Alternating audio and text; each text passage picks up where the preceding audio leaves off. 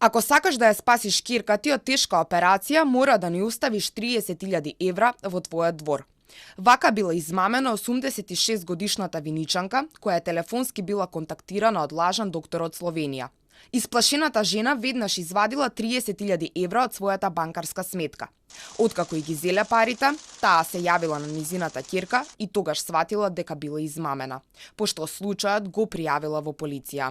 Според пријавеното, лицето ја контактирало телефонски, се представило како лекар од Словенија и кажало дека низината ќерка, која била на привремена работа во Словенија, се здобила со тешки телесни повреди и за да ја оперираат била потребна одредена сума на пари.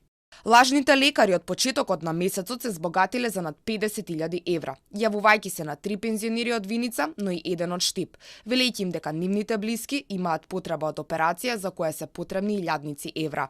Телефонските измами од година во година стануваат едни од начините како измамниците да стигнат до брзи пари.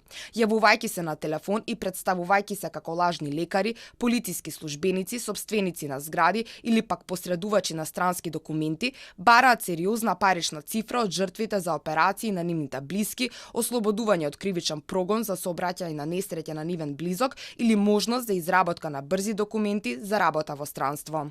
Ја парализират од страв и цело време и диктират по мобилен. Сега ќе фатиш такси, значи тоа се случува во Свети Николе. Фаќаш такси, не смеш никому да кажеш, ти ако кажеш од случајот пропаѓа. Изминатата година КОТ направи истражување за измамите со лажни несреќи. Тогаш 70-годишната светиниколчанка била прелажана дека низината ќерка и внука направиле сообраќај на несреќа во која загинал мигрант, при што и побарале 60.000 евра, а таа им дала само 20.000 евра кои ги штедела цел живот. МВР ја уапсило бугарката на граничниот премин Деве Бајр и покрај тоа што била осомничена за 2 измами, на крај била условно осудена и протерана во Бугарија, без да одговара за другиот случај. Во 2024 година биле регистрирани 24 вакви случаи, додека во 2025 година бројката е слична.